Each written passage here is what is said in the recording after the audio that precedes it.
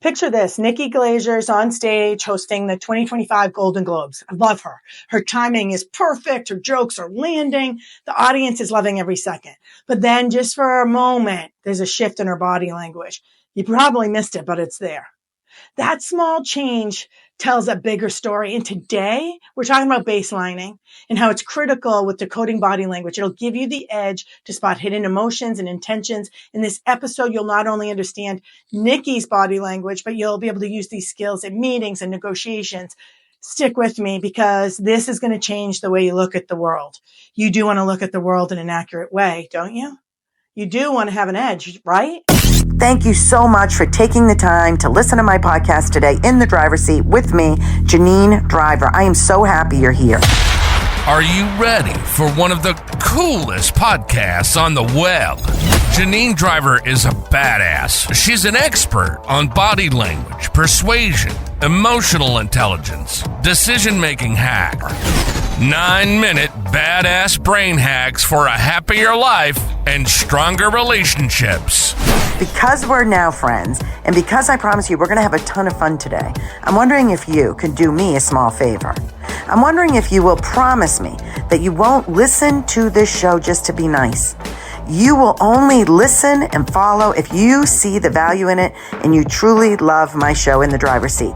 Sound fair enough? This is In the Driver's Seat with Janine Driver.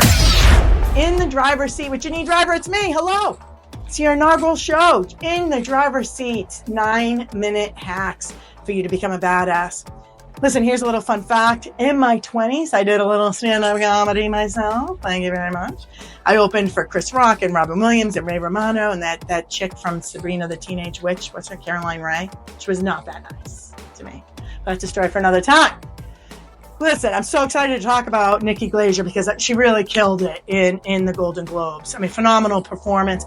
But even in her perfect delivery, there were subtle signs that there was a deeper story here. And we're going to unpack it all today to help you understand the importance of baselining and so it can become your superpower. First, who the hell is Nikki Glaser, you ask? Oh my gosh.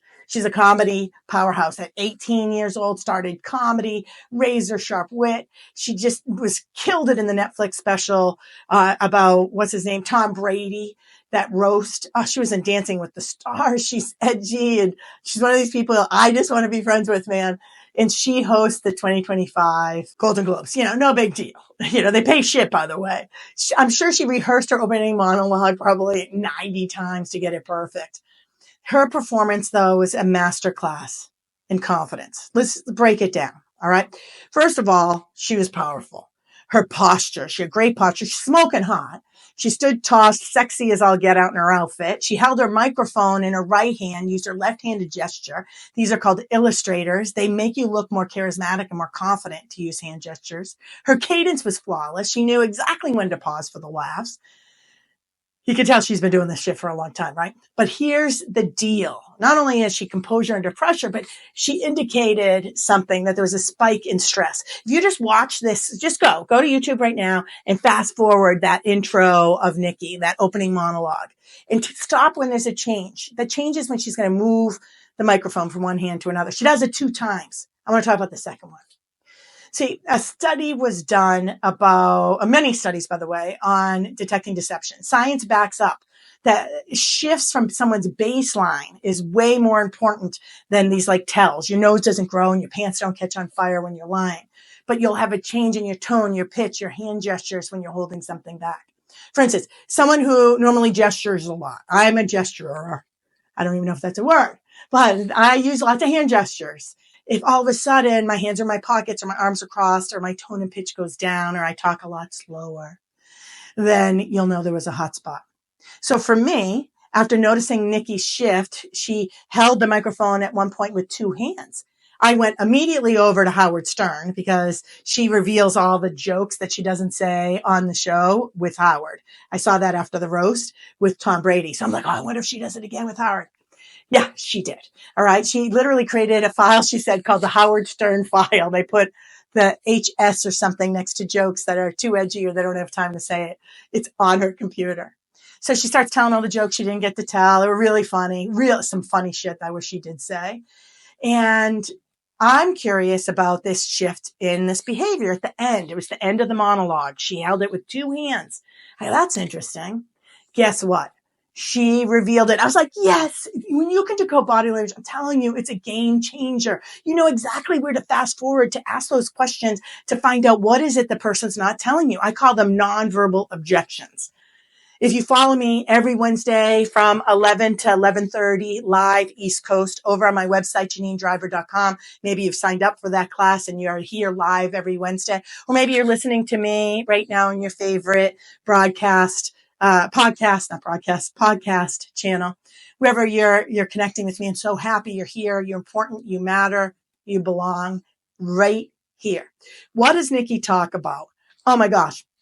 She tells Howard these really cool jokes that she didn't get to say. But then she talked about the end. And what she said is she had this joke in initially, and everyone on her team, the people are like, yeah, she doesn't really need it.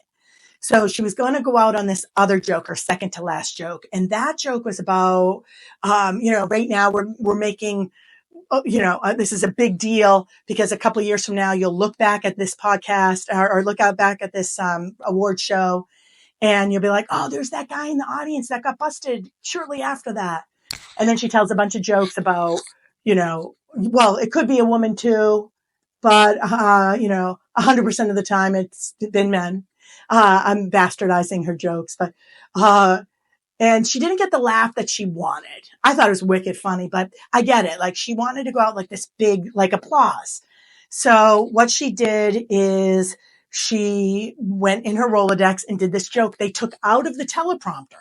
So she doesn't have it in there. And she tells Howard Stern, go watch him or go to YouTube and watch Howard Stern talking to Nikki about this moment. And she talks about how she was nervous because she's messed that joke up before. She's messed up the order of the joke. And it has something to do with, why you should love the craft of body language. I mean, not body language. Why you should love the craft of acting. And my ADD is like pinging all over the place. I have a new puppy barking downstairs. It's so cute. She's so cute, but it's like my ADD is crazy. So if you hear a puppy barking, I'm so sorry. And Nikki says, it's something about tequila. Like the only reason you become an actor and you love this craft is to ultimately have a tequila product. And it gets the applause and the ending that she was looking for. You feel the difference in the vibe. This shows you how good Nikki is at feeling the temperature of the room, of the audience. Go back and watch what happens at the end of that second joke, the series of second jokes. It's kind of a series there. And you'll see the audience is laughing, but they're just like hanging on. It's almost like a ... hanging on for more. And then she does this last joke. Now, the audience, we watching from home, we don't know that second joke's not in the teleprompter. We might not know she's reading a teleprompter at all. She's so amazing. But if you speed up and you watch that whole opening monologue, you'll see there's a change. Now, at one other point, she does shift the microphone from one hand to another and to make a different hand gesture to a certain part of the audience. I don't know if it's when she was talking about Adam Sandler. I forget this part, but the end is where she literally holds the mic with two hands. This is a deviation in Nikki Glaser's baseline. So why should you care about this? Why is this a 9-minute hack to make you a badass? Because if you can begin to start reading the room, getting people's baseline, their tone, their pitch, their body language, your own baseline. When does your baseline change? Here's the deal. Body language happens up until 9 seconds before thought. So if you can spot body language, you have up to a 9-second advantage. The average is about 7 seconds, but up to a 9-second advantage. You know how I feel before I know how I feel. If you can read my body language, that's badass, right?